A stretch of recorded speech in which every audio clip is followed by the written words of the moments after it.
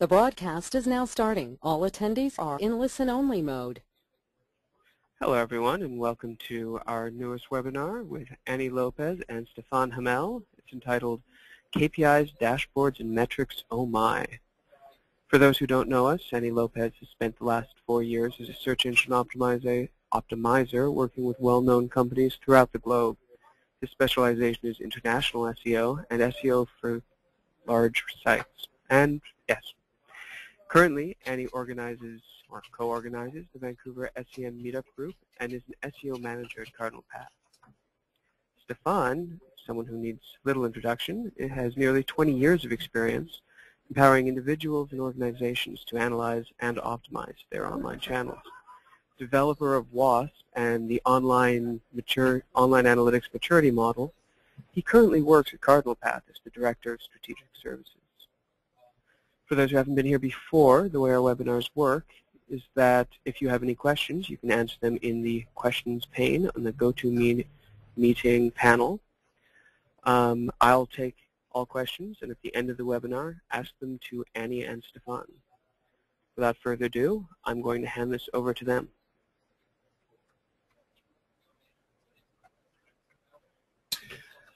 Thank you. So we're going to talk about KPIs, dashboards, and metrics. So I guess the best way to do that is to gradually go to from theory to an actual example. So let's start with, of course, we've got the introduction. My name is Stéphane. I'm Director of Strategic Services, and we're going to switch later on during the presentation. We're going to switch to Annie so that we can cover both the conceptual aspects of moving from business objectives to KPIs and dashboards, and then use some example in actual dashboards to demonstrate the points that we're making throughout the presentation. The things we're going to cover today are, of course, a quick overview. We're going to go from what is the business mission that we often see on our website, understanding the business objectives, and then going into personas and understanding the life cycle of those personas and how they relate to critical success factors, basically what we want them to do and what we want our visitors to do on the website, and how we're going to measure that through KPIs and other metrics. And then we're going to go into, with Annie, we're going to look into the dashboard design process. What are the steps that we need to take to have dashboards that really communicate the right information? And then, of course, at the end, we're going to have the QA session. And so you will have, we try to give enough room so that we have a good QA, enough time for the QA, and answer as many questions as possible.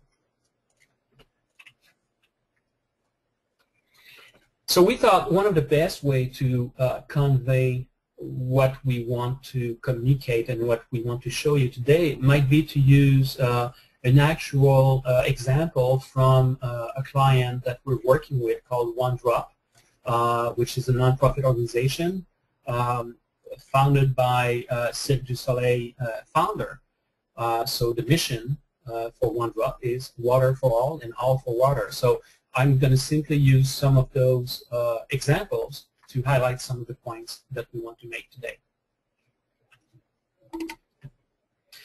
So let's go into mission, objectives, personas, and life cycle. So we're going to spend a few minutes looking into each of those aspects, and we're going to look into some details.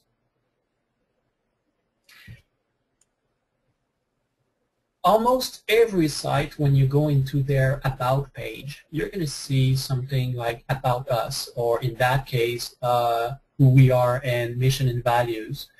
When you look at that, you see a mission statement, and oftentimes you'll see what are the very high-level values and goals of the organization.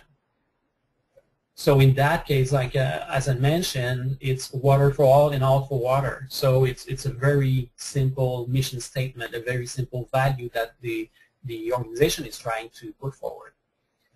This is maybe a little bit hard to convert into business objectives. So luckily in that example, what we have in terms of business objectives are really well detailed on the page. So think of it for your organization. You need to understand what is the mission and what are the business objectives, and then think about how the website is going to contribute to those objectives. So in that case, we have two major groups. Activities that are going on in developed countries, so education, sharing information and stuff like that. And then they have activities that are going on in developing countries, so basically where they act on their mission.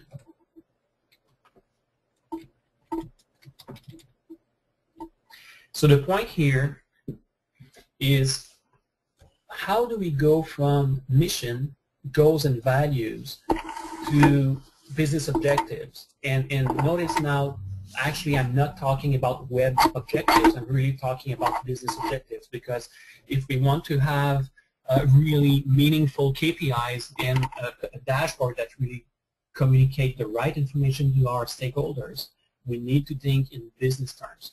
So how do we go from something that is broad and general and very, most of the time it's a long-term impact that the business wants to make, and it's pretty hard to measure. So how do we go from that to objectives that are very specific? And short-term here means think of it in financial terms. In finance, a short-term investment is anything that is less than a year long, and a long-term investment is anything above a year. So we can borrow from the finance concepts and think in terms of short-term objectives. And above all, because we're talking about web analytics, we want an objective that we're going to be able to measure. So how do we move from that?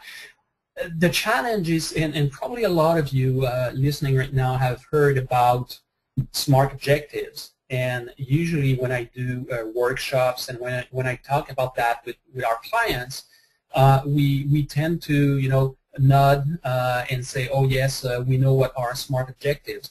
The problem is, most of the time we don't define SMART objectives. We don't take the time to define an objective that is going to be very specific, that we're going to be able to measure, that we're going to be able to act on. So it's nice to have big objectives, but if we're not able to measure and act when we see that maybe it's above or below our target, it's not actionable. So we need to do something about it. We want to have an objective that we can do something in our control in order to influence that objective. It needs to be relevant. So we need to have the right people, the right skills, the right resources in order to be able to work on that. And of course, time-based. So I was talking about short-term objectives. So we need to clearly identify when does it begin and when does it end in order to measure the accomplishment that we're doing against that objective. So my challenge to you would be maybe at the end of that session, take a few minutes and try to write down a SMART objective. You'll see it's not that easy to do, but once you do it, you can go to your stakeholders and get approval, and you will see further on in this presentation how you can engage your stakeholders and make sure that you have the right objectives and therefore you can measure the right things.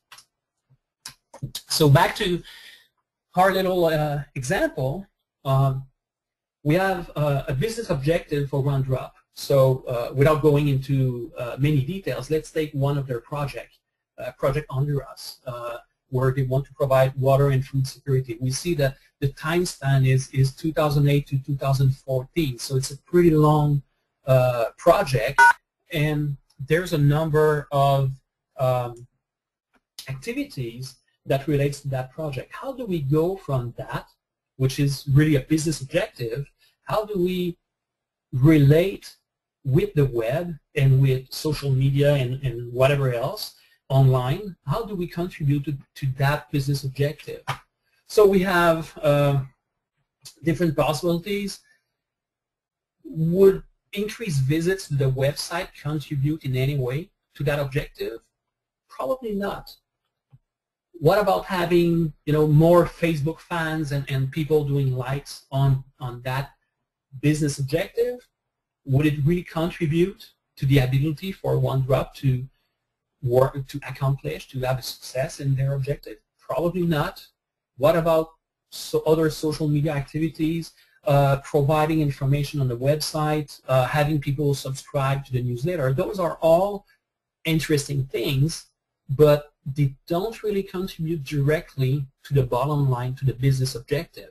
So there's maybe only one thing, or I would say one macro objective. So we often have micro conversions, so small steps toward a major, a bigger goal. But in that case, the best way the website can contribute is by trying to convince people to contribute to their mission, to their objective.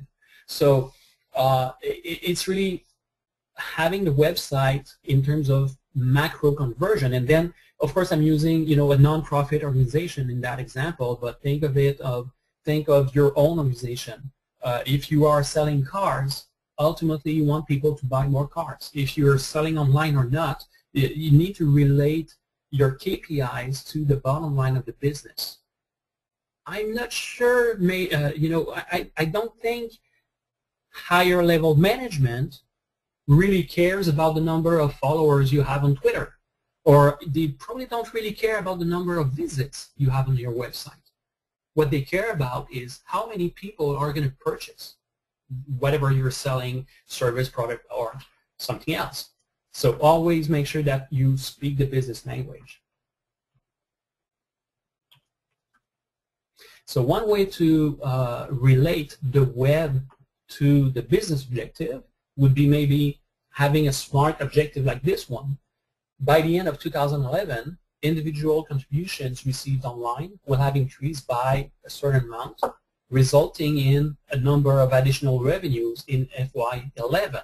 So here we have an example of a smart objective. It's very specific because we look at individual contributions received online, not all revenues, not revenues from donations received from businesses, but it's really individual donations. We have a starting time and an end time. We have a target in terms of percentage and in terms of revenues to provide more context about what we are going to track. So from that, I know exactly what I need to measure. I know what is my KPI. I want to measure individual contributions received online. So we'll look into a little bit into the concept of designing for persuasion. Something honestly that my friend Brian Eisenberg has been talking a lot in the past years, and even wrote books about it. So you'll see, for those who want to have the presentation later on, I've included some reference to interesting tools, books, and so on. So when we design for persuasion, what we need to think about, basically it's the bulk or the essential role of the analyst is to understand who is coming to the site.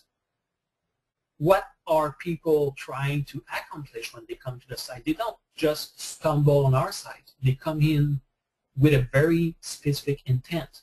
So we need to understand what is their intent. What is their purpose of visit?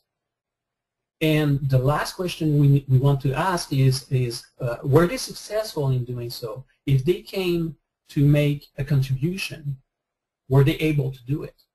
Are you able to take their money, basically? If they came to learn more about a specific project, were they able to search and find it on the site? Or better yet, land directly on the project page? So that's the visitor perspective. Who's coming to the site, what they are trying to do, and are they successful? But then it's nice, but we need to align that with our own online strategy. Are people coming to the site really the ones that we want to have on our site? Are we doing a good job at targeting our prospect customers, basically? Are we talking to the right audience? How can we help them? How can we make it easy to do business with? So what are any of the roadblocks or stumbling points that makes it harder for your visitors to accomplish their goal, and how can you help them? And then, of course, one of the things I learned when I created WASP is one of the best ways to please your customers is to give your product for free. That's great, but in the long run, is it really aligned with your strategy? So you need to balance your desire of pleasing your customers and your long-term objective of still being there as a business in the coming years. So when you think in terms of your visitors, take your visitors' perspective and balance that, or make a counterpoint of your own online strategy. So if I want to learn about who's coming to the site, then I can think of what are the personas of people coming to the site. And if you can put your hands on, if you can get the personas that were created when the site was initially designed, look at those personas and look at how those personas would react when they come on the website. The interesting twist now is to leverage your web analytics data and enrich those personas. So here, as an example, we have two personas that in just a couple of sentences we can have very different profiles. We have men and women. We have someone older and someone younger. We have someone on the West Coast, East Coast. We have someone who knows the brand and someone who doesn't know the brand. We have someone who can contribute and make donations to OneDrop, and we have someone who might be actually going to Honduras and help out in the field. So it's important to be able to target both of those audience in different ways, and of course when they come to the site they will have different goals. So the only way to define the best KPIs is to start from business objectives, look at your target audience, look at what makes sense for them to do on the website, and you will end up with something that is much closer to what the business wants to hear about.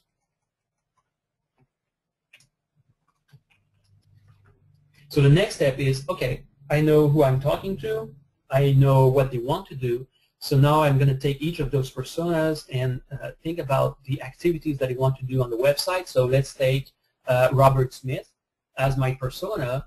He wants to come in and make a donation. So here I'm taking really from Brian Eisenberg's work about persuasion scenarios. So I want to drive people to my website. They will look at the different information, but eventually I want Robert to make a donation, make a contribution. So he will enter a funnel, and I will be able to track what's going on. So I want to follow each step, not meaning that I'm going to really spend a lot of time looking at all the individual pages and paths that people take on the site, but I will think of it more globally on my website, what I need to measure, and then look at each of the steps in the conversion funnel. So the trick will be, and again, maybe it's my academic side because of the teaching I do, but what I would like you to do is to think of a matrix like this one, where you have the various segments and filters that you might think about. So if you want to do geographic segmentation, if you want to look at incoming traffic sources, you will look at that. And then think about your the life cycle of your audience, of your target audience. So a typical one might be going from awareness to becoming an advocate. And in between, you have a number of different stages. So for each of those life cycle stages, you can look at what are the tasks and what are the activities that you would like your audience to do. So in terms of increasing awareness, I might do campaigns. And when I do campaigns, what are the metrics that I want to track for that step of the life cycle, for that specific activity? I might want to track click-throughs, visits, bounce rate to make sure that the traffic is qualified and so on. So I can fill out that grid with your own life cycle stages, your own segments and target audience, and map it out with the specific activities that you want people to do on a website. What you might find out is either that for some life cycle stages, there's actually no activity going on the website. Is it appropriate to have something specifically addressing one step or one stage of the life cycle? What you might also find are activities are on your website, but you're not able to map them to any of the life cycle stages. So then maybe those are extra stuff that is basically sitting there on your website and is not really useful and relevant in that context. So maybe those are things that should be removed from the website. So again, doing this, just like the SMART objective thing, it takes time. You need to sit down and think about it, but once you have it, it's an amazing way to engage your stakeholders and make sure that you're all on the same page. So we've moved from mission to understanding life cycle activities and so on. So let's jump into critical success factors and KPIs. What's the difference between a critical success factor and a KPI? It's simple. Critical success factors are activities that are required to ensure the success of your business. So we often see that into the realm of data analysis and business analysis. So it's very, very close to our KPIs, where the KPIs basically measure our accomplishment toward those critical activities that we're doing. So the critical success factors are the activities, and the KPIs are the measurement that we're using against those activities. So key performance indicators evaluate the success of a specific activity in terms of making progress toward that goal, that business goal that we talked about. So there are a number of attributes of a KPI. We could go into many details. You know, maybe you've seen that in the past. The KPI needs to be aligned with the business objective, with the business. It needs to be owned by someone. If you have a KPI that nobody cares about, it's not really useful. You want to reach a point where you know that if you bring that many people to the website, you can predict the outcome is going to be that much. You need to be able to act on it. You don't want to have 50 KPIs. There should be just the critical few piece of information that you want to look into. Honestly, this is often a challenge because we tend to define everything as a KPI. The reality is we confuse what is a KPI and what kind of information we want to show on a dashboard. So we'll cover that in a few minutes. Easy to understand, balanced and linked, needs to trigger change. Standardized is an important element. You want to make sure that when you talk about conversion, everybody knows what is a conversion, how it is defined for your specific business. It's context-driven. It's reinforced with incentive. I remember hearing, I think it was either Avinash or Jim Stern saying, I think it was Jim Stern saying, you know, one of the best KPI you might have is knowing how your bonus is evaluated at the end of the year. if you know how your managers are evaluated and you provide them with that piece of information, it's a pretty good incentive. It's the bonus you get at the end of the year. And it needs to be relevant. At the end of the day, I guess with all those attributes, what's really important in terms of having a good KPI is if the trend increase or decrease, what do we do about it? Is it significant? If I see my number of visits increasing to the website, is it really significant? What can I do about it? Is it really tied to the business outcomes? I would say the number of visits in themselves are not really a good KPI. The end result of having more visits to the website is much more important. That would be the real KPI that we want to track. So in our example about OneDrop, having more visits to the website is not that important. Having more people contributing and making a donation is the real KPI that we want to track. And if it's significant, do we have the right resources to invest into it? So when I see, again, visits going down, for example, do I have the resources and the people to work on it and try to fix that situation? So again, maybe visits might not be the best KPI that I want to track. It doesn't mean it doesn't mean I don't care about the number of visits to my site. It just means that it's maybe not the best KPI that I need to track. If I see that people are dropping off from my conversion process, so in that case making a donation, do I have the resources and the right people to fix and look into why people are dropping from my donation process? They want to give me their money. Why am I not able to accept it? What is the roadblock there? So I want to investigate what's going on.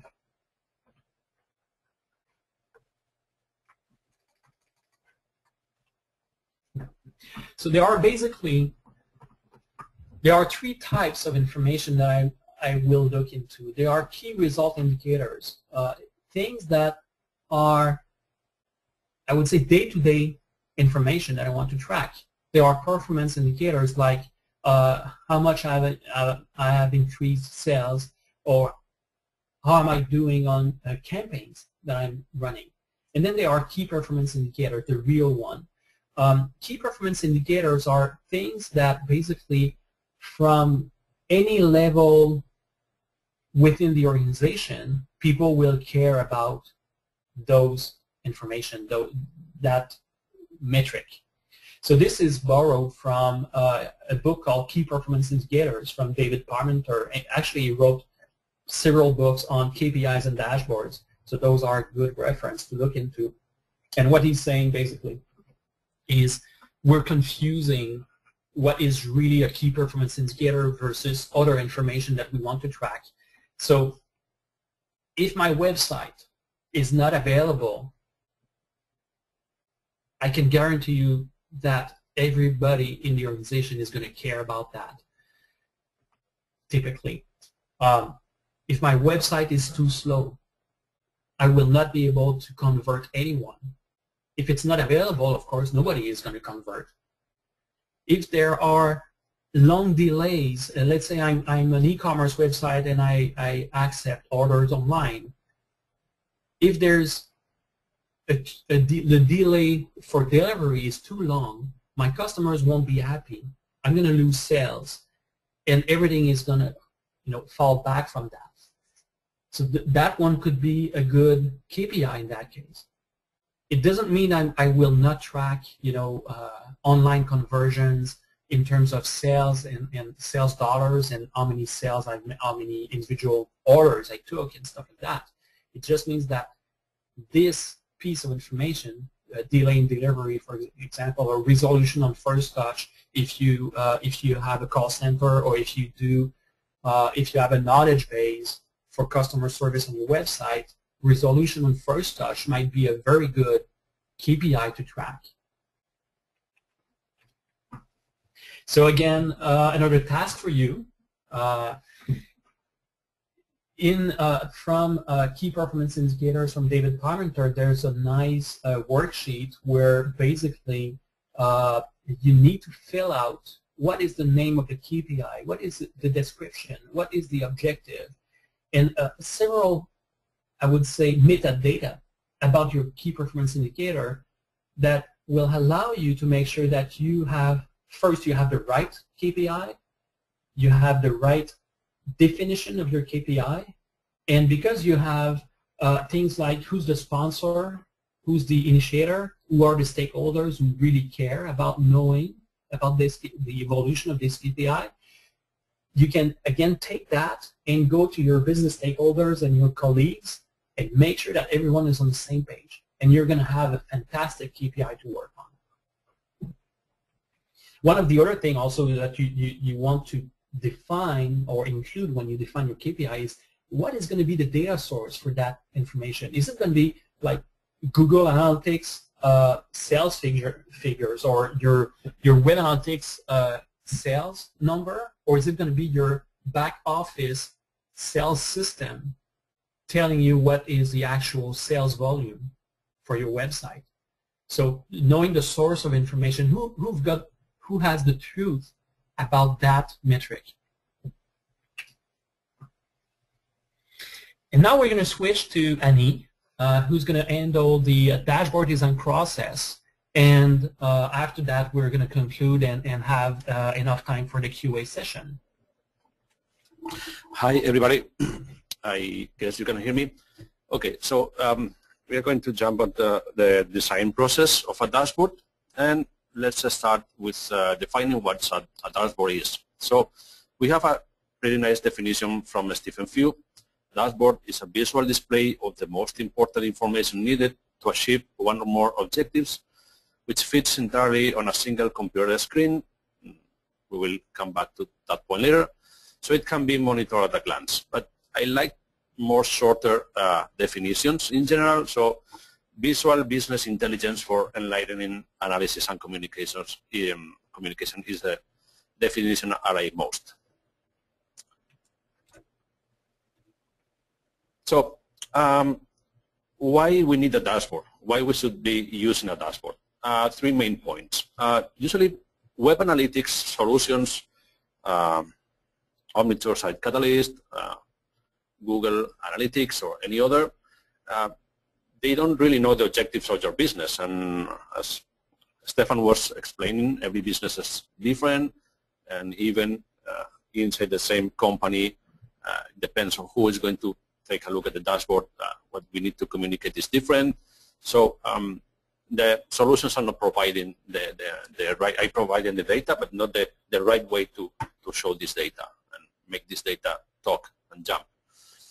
They are very limited. The ability to create dashboards inside these analytics products is very limited. And at the end, dashboards are communicating much better what is important. So we can do a better analysis and gather for better insight. So objectives of a dashboard, a few ones. We want to communicate efficiencies and inefficiencies. We want to exposure trends and patterns, how the things are going a long time, comparing month with same month previous year. Depends how fast your business is moving. We could be comparing weeks, but we want to see how the trends are going up and down and identify patterns that could be helping us to analyze much better. Identify outliers, what is going outside of the numbers we were expecting to see, or correlations. This is happening because some other aspect in the website has changed or whatever. And align strategies. In a website, in a project, we have many strategies around. We could be doing SEO, we could be doing PPC campaigns, different things, different teams working, trying to obtain better objectives, but we have to align all the possible strategies. So we need to see everything in a single dashboard, how everything is going. And of course, what we want is to make better decisions, and you need better information, better representation of this information to make good decisions. So the design process is pretty simple. First of all, you have to define the business objectives, KPIs, and metrics, as Stéphane was explaining. So once you have done your homework, we jump into the next steps. We have to collect the data and process the data. Of course, we need very good technical implementation of our web analytics solution. Otherwise, the data is not consistent, it's not real, so we are making a bad start. We need to be sure that the data coming to our system is consistent and accurate. Third point, we should be defining the reportlets. Reportlets, we will talk later, but it's a little bit complex thing to define.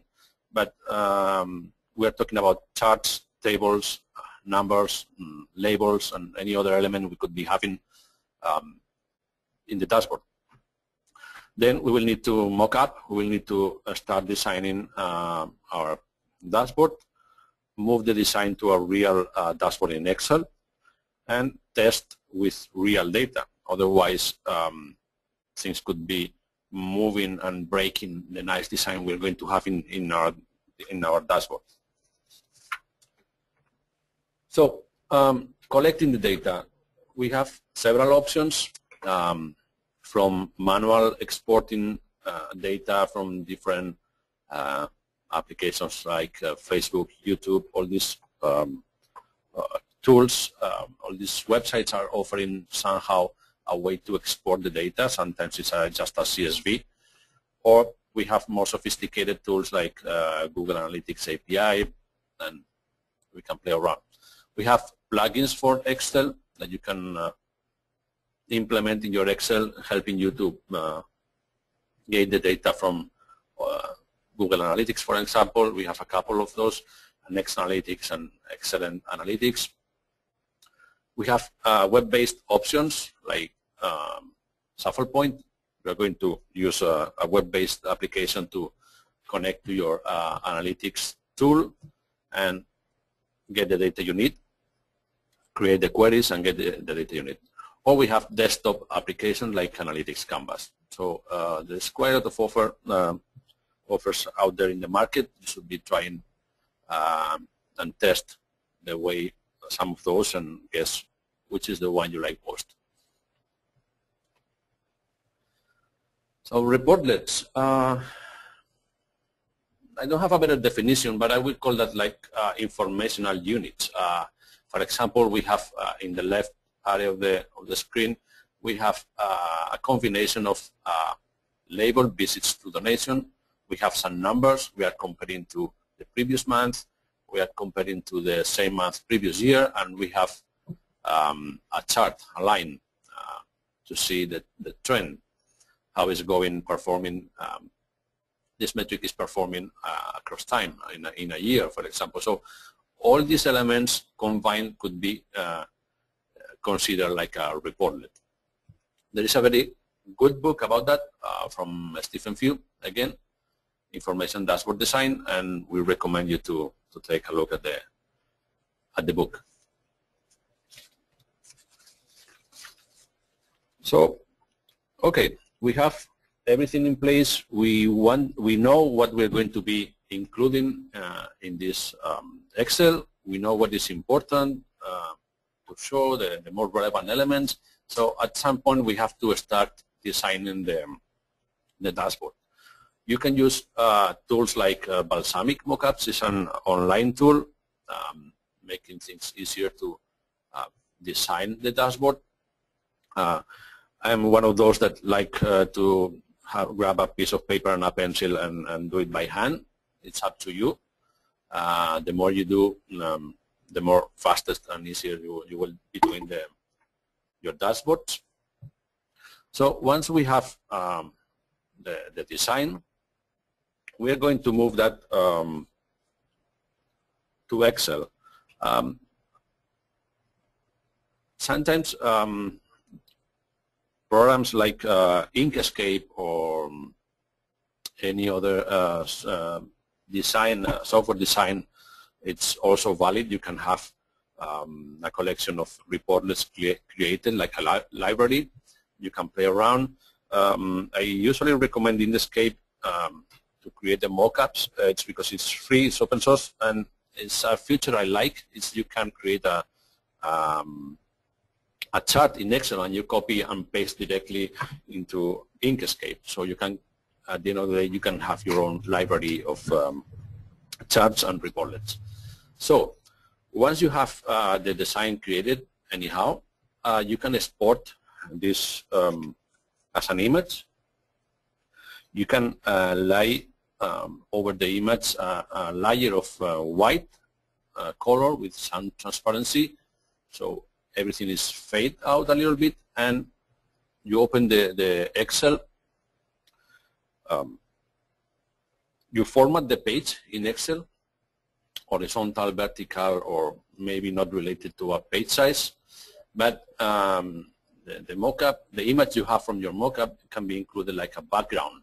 So it's going to help you see like an onion skin at the background of your Excel, and you can start moving the columns and the rows to adjust everything and create directly the Excel there. So yeah, you have been playing around. Excel is a little bit tricky, so we don't recommend you to start directly in Excel. It's something you can be doing once you have created quite a few of dashboards in Excel. So again, we recommend you to go through all the process to think in a piece of paper or a balsamic tool to create your mockups and then migrate to Excel. And once you are there, some recommendations. Make very clear names for the metrics. Don't be very creative in labeling what you see around. If it's visitors, it's visitors. No need to create or add any more complex number there. Try to group same kind of or related metrics in a visual way, creating groups. You can use spark lines. Latest versions of Excel, you can create spark lines, these little charts, trends, so when you how the things are going. In latest versions, you need a plugin for Excel, but in 2007 again and 2010 and newest versions, you can do it directly in Excel. And again, providing context, it's very useful to make comparison between month to month or year over year or month, this year, previous, same month, previous year. And some other recommendations like we will review the common pitfalls, but basically round numbers. At a certain point, we don't really need 3 digits on visitors or revenue. We can make, yeah, thank you, Stéphane. We can make numbers simpler and more easy to understand. And what is really useful is variation, the growth, if percentage, if the percentage representing if we are going up or down compared to the previous month or previous week. How good we are doing or how bad we are doing. So the typical arrows showing positive or negative growth are very useful in that case. Okay, so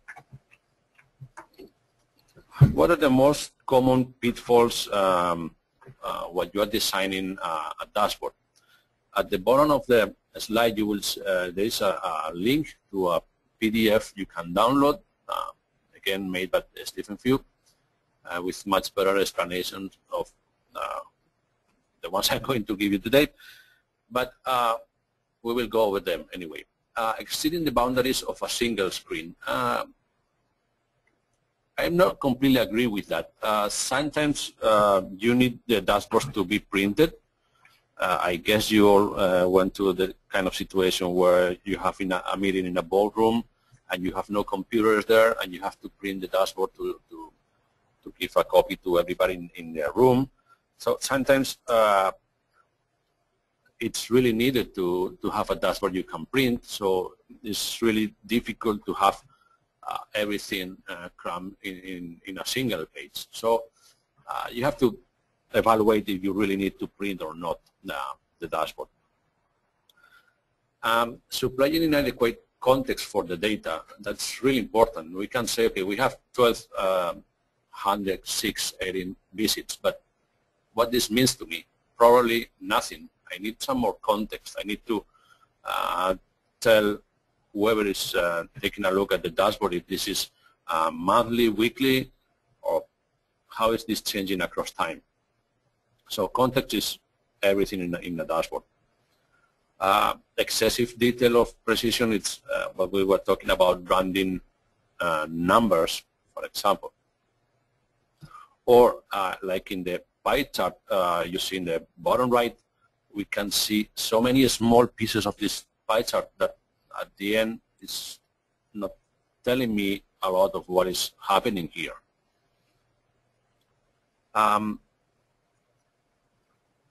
Choosing inappropriate media of display, tools like Excel are providing quite a lot of different types of charts, and at the beginning we tend to be very creative. We try to test them all, and we think it's nice to have very different types of charts in a single dashboard.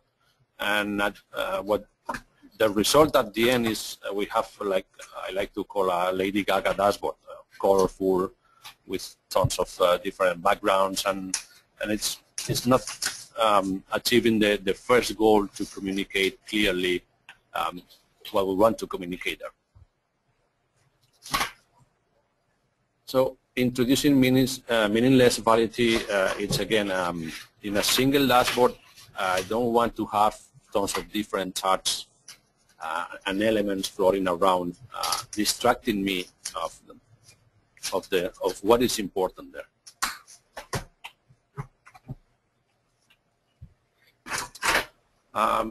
Poorly designed reportlets, again, the reportlets, they have to talk by themselves. If you have to explain what you're trying to communicate there, it's a sign that it's not working. So you should be able to pass around a dashboard to your mates in the office, and they should be able to explain by themselves with no other help what the dashboard is about. That's a good way to test if what you're trying to communicate is really there or not. Again, and arranging the data poorly, highlighting what is not important, cluttering a screen with useless decoration, overusing colors or typographies there. And I guess most of you have seen this funny video, Death by PowerPoint. That's something we could be applying here. We could make a video of Death by Excel dashboards. And the design should be always subject to information.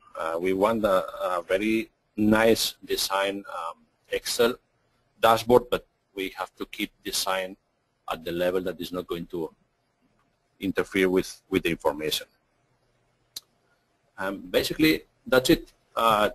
Two more details. It's useful to include a glossary, especially because analytics tools are changing the way or the concept of their metrics. Recently, Google Analytics changed the way they are measuring visits. So we want to be sure that whoever is taking a look at the dashboard is got a page where all these metrics are defined, clearly defined. So we are going to avoid calls and emails asking what metrics is about, how we define visits. And of course, a good dashboard should be working along with meaningful analysis and a report of recommendations. So that's the way we are going to provide real good value to client or whoever is taking a look at the dashboard. Okay, and that's all. So we've seen, thank you, Eddie, that was great. We've seen a lot of information going from the business side of things up to how to actually communicate the right metrics and the right KPIs in a dashboard. Of course, you know, every case is slightly different, which metrics, which KPIs, and how we're going to show them on the dashboard. There's no universal answer, but there are several best practice that we can put in place. So in the sample dashboard that we showed, at the top we had a date range selection, we had segments that we could choose. We also had an area to put some comments about the dashboard, about this, let's say this month analysis and recommendation. And then we had all the visuals elements and the information that we wanted to convey, contextualized and grouped together to make more sense. So we're going to go into the QA part of the webinar. Just before jumping into that, when you download the slides, you're going to have a couple of worksheets that you can use internally to define your KPIs and help you define your dashboard, and some reference to tools and readings that we recommend. And of course, if you want to meet face-to-face, we're going to be present at eMetrics Stockholm, eMetrics New York, and eMetrics London. We're going to be at the Google Analytics Users Great event in New York coming up in October. And I'm going to be also at the Internet Marketing Conference in Vancouver. So those are all opportunities to meet face-to-face, and in some cases we do sessions, and other cases we do workshops that will help you make progress with your web analytics. So there was one of the questions asked so far was, will the presentation be available? Yes, of course. We're going to make that presentation available on our website at cardinalpath.com/webinars. And we're going to see if there are other questions. First question, and this comes from Alexander Choupron, and he'll correct me if I ask this wrong. Are KPIs always individual to the company, or are there non-standard indicators for specific types of sites, such as travel or e-commerce, or for specific sectors, such as B2B? That's a good one. Examples. Mm-hmm. It's a really good one. So, of course, when you think about, let's say, travel or automotive or retail, we can think of standardized or best practice. I don't want to say standardized because there's no real standard, but in terms of best practice. So what you would want to track on an e-commerce website is different from automotive or travel, or in that case, in the case of OneDrop, for example, they want to track donations. So yes, there are some guidelines in terms of which metrics and KPIs should be tracked by type of industry and type of vertical. So in that case, what's the vertical that you mentioned? Was it travel? Verticals were B2B and e-commerce. Yeah. So for e-commerce, for example, what I would think of is what's the average order size, for example. There are several ways of increasing the bottom line of the business. Either, well, the simplest ways is increase revenues or reduce costs. Okay, that's too easy. But if you think in terms of increasing revenues, there are several ways that you can increase revenues. Of course, you can increase the number of sales but you can also increase the average order size. So if you think about the strategy that you're going to take, you might not be able to work on both sides at the same time. So it might be better to choose, are you going to try to acquire new customers or retain the existing ones so that they make more purchase, or increase the average order size of whoever is going to buy? Those are three different ways of increasing the bottom line, but each of those metrics would be important to track. Next question. Mm-hmm. Do you know if there are any organizations using Beyond Excel? Using Beyond Excel for dashboards. What are your thoughts? Personally, I've used several different tools. I don't remember about using specifically Beyond Excel, but what I would say is there are many different plugins, or especially in the Google Analytics world, there are a lot of tools that will allow you to do queries using the GA API and integrate the data into Excel. Each one have their own little flavor. I've been using other tools. I can't really say about. What about you, Annie? Do you have experience with this tool? Basically, I was investigating. 99% of my work is in Excel. Basically, it's easy to share, but yeah, there are some tools that would be a nice post to write about the different tools we have and available and the benefits of them. Yeah, we are moving to the, okay. Yeah, some of them are web-based, so it's also easy to, I can't remember Tableau. It's an online tool that you can have your dashboard defined online and you can share them very easy. But few times I haven't worked with that. I play around, but I haven't made any serious work with that. But I can recall that Tableau software.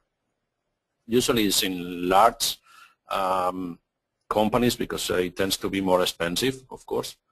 But in any case, or at least in my experience, 99% of the times it's just Excel with a plugin to pull information from Google Analytics, Twitter, Facebook.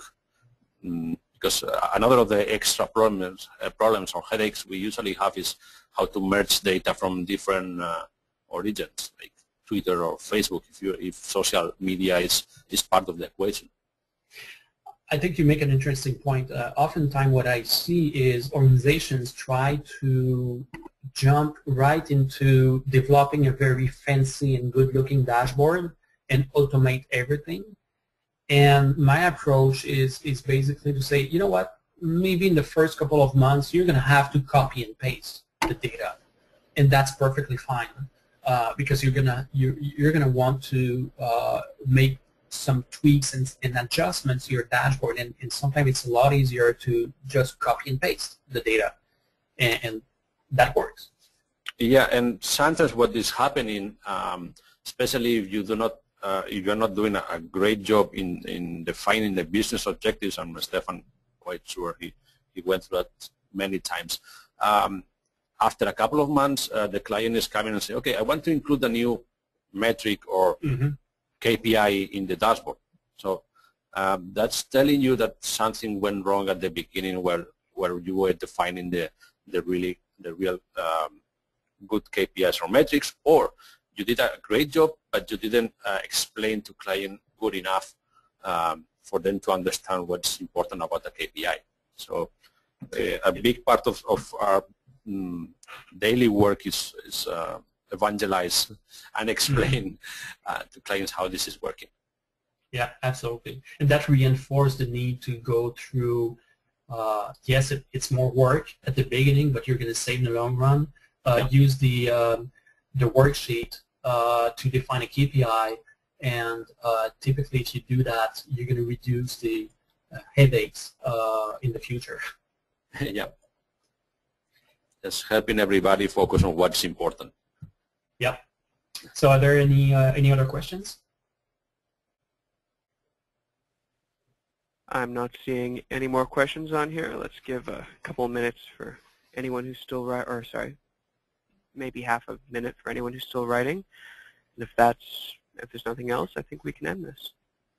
And of course, we're always happy to answer any questions after the webinar. Also, if there's other points while looking at this, viewing back the slides, if there are any points that you have other questions, don't hesitate to contact either Annie or myself, and we'll be happy to answer. All right, I think that's it. Thank you everyone for coming, and we'll see you hopefully next month. Thank you everyone for listening, and maybe we'll bump into each other at one of the events. Thank you. Thank you, everybody.